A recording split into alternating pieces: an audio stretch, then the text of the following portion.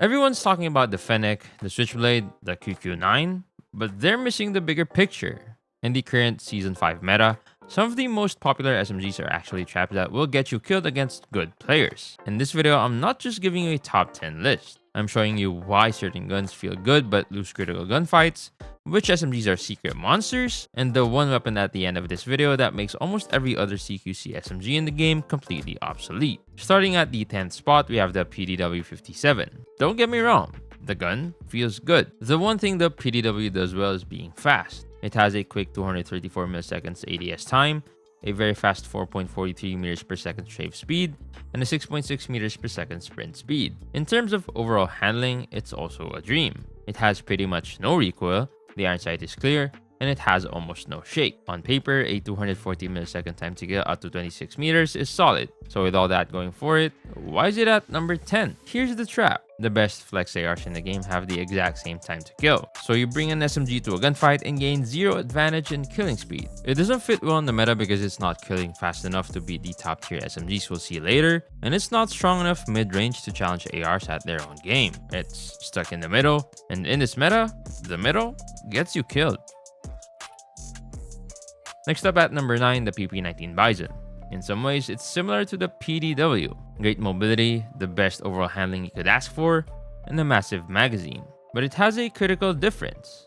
It's fire rate. The Bizon's slower fire rate makes its time to kill for the same shot to kill a lot slower than you think. Yes, it has an insane potential range, but with the 4-shot kill possible out to 41 meters and 100% consistent 4-shot kill out to 27 meters. But that consistent 4-shot kill is a sluggish 276 milliseconds. That's already slow. If you miss just one shot and need a 5th, your time to kill skyrockets to 368 milliseconds. In this meta, that is an eternity. You will lose that gunfight. Its range is great, but that punishingly slow time to kill makes it too inconsistent to place any higher. Now, speaking of guns that are just one change away from being meta, let's talk about the QXR. This gun is so close to being broken. It's somewhat close to the CX9 and VMP in its fire rate. The mobility is a little slower, which makes it feel like a USS-9. In theory, this gun could smoke all SMGs easily, carrying an impressive 240 millisecond time to kill up to roughly 30 meters. It could be the ultimate flex SMG. The consistency is absent, so you can't get anywhere with it. But just like the AGR-556, which we'll discuss in a bit, it's one buff away from being the best gun in the game. It just needs a slight damage consistency buff, and it would go crazy. Keep an eye on it in future patch notes. At number 8, we find the CX9 Full Auto. It's a solid gun, but it falls just short of being extremely good. It has a good time to kill range of 23 meters, offering 290 milliseconds of time to kill, and a really good 232 milliseconds time to kill up to 13 meters. Its 3.8 meters per second strafe speed is good, but here's the crucial problem, and the reason it's this low on the list. It's been completely overshadowed. It wasn't already the best choice compared to the Fennec, but now with the VMP in the game, which is as stable, faster, and more consistent, you definitely have better options for the exact same role. In short, the biggest problem with the CX9 has a name, the VMP, and you'll see why at the end of this video. Overall, I'd say it's one of the best weapons to practice how to play aggressive, as it's basically in the middle of the pack in all stats, which makes it a good tool to learn fundamentals before you graduate to a true top tier weapon. Before we get to number 7, I have to mention the AGR-556. Long-time players will remember when the Peacekeeper had insane damage and mobility, but was held back by brutal recoil. The AGR and the Peacekeeper were almost identical weapons. Now that the Peacekeeper got buffed, the AGR-556 stands alone.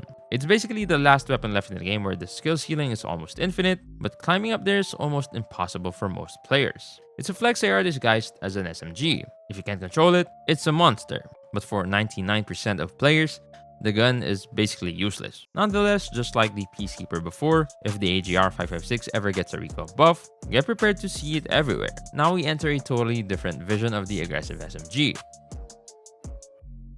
At number 7, the MX9. This gun takes mobility to its absolute limit. We're talking 115 millisecond ADS time and a blazing 4.95 meters per second strafe speed. You're literally a blur on the enemy screen. The damage is also great, with a 210 millisecond 4-shot kill range up to 24 meters. But this power comes at a severe cost. It only has 35 bullets per mag, and the recoil and aim shake are quite bad. Pair that with a bad iron sight, and you've got the total package of a weird feeling weapon. It's honestly one of the most underrated guns right now, but only if you have the skill to tame a weapon that feels like it's fighting you every step of the way. So what if you want that high mobility playstyle without the brutal handling? That brings us to number 6, the Switchblade X9. This is the other side of the MX9 spectrum, a much smoother approach. The mobility, while slower than the MX9, is still pretty decent with a 228 millisecond ADS time, 4.5 meters per second of strafe, and 6.8 meters per second of sprint speed. On the other hand, it has a really smooth recoil and a clean iron sight. The only issue is the aim shake, which is honestly awful, but it's manageable. Range-wise, it's a tad worse than the MX9. We have 13 meters of a consistent 4-shot kill at 213 milliseconds. But if you get a 5-shot kill, the time to kill is still okayish at 284 milliseconds. It's like the Bizon or CX9 but in its own category. Easy to use, easy to handle, efficient. A great balanced gun, but balanced doesn't crack the top 5. And speaking of these 9 SMGs, there's one more you need to know about for a very important reason.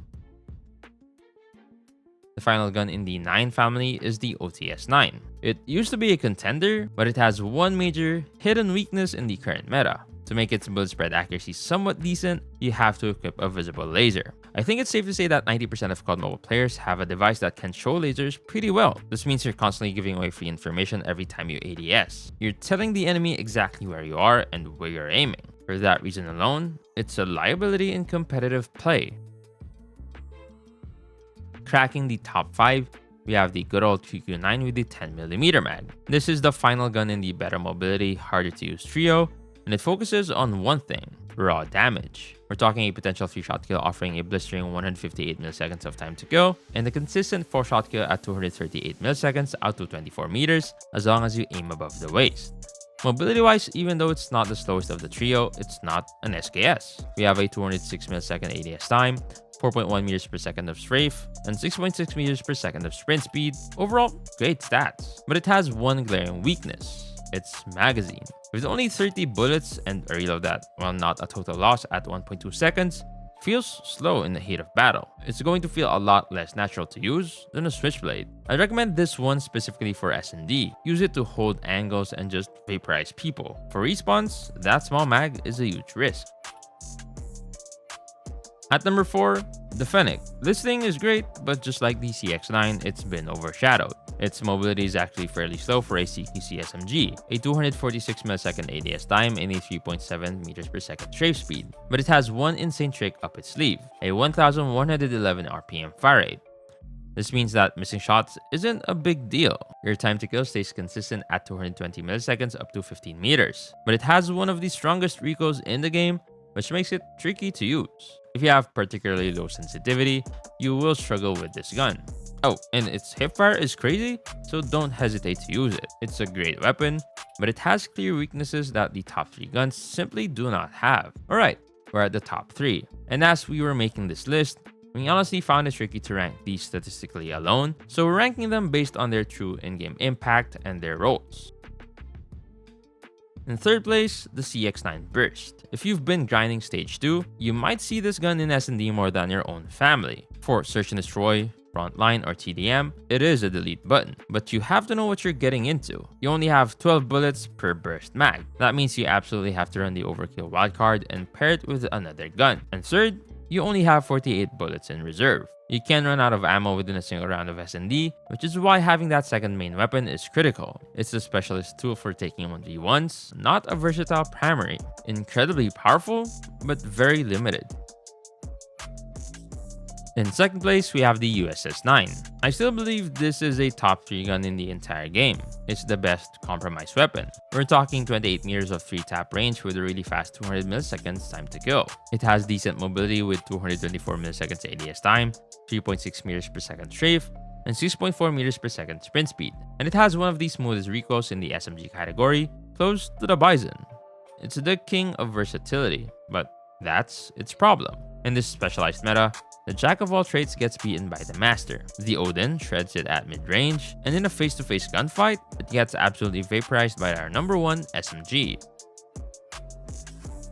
And finally, at number 1, the gun that I've been teasing this whole video, the new king, the VMP. Let's look at the stats. It only has 21 meters of good time to kill, 13 meters of 4-shot kill at 186 milliseconds, and 21 meters of a potential 4-shot kill, which will often be a 5-shot kill at 248 milliseconds.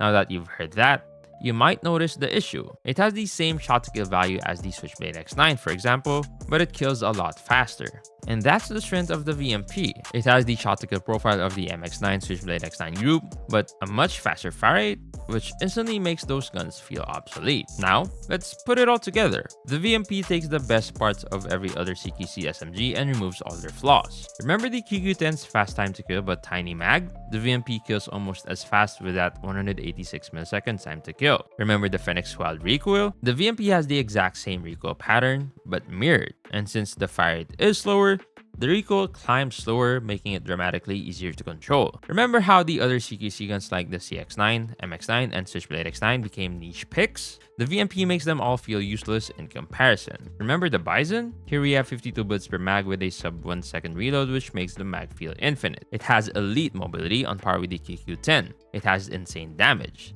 It has great handling, it has a huge magazine, and on top of all that, it has a crystal clear iron sight with almost no shake. It is a flawless CQC machine. It doesn't just lead the SMG category, it makes most other aggressive SMGs irrelevant. This is why the VMP is, without a doubt, the best SMG in the current game.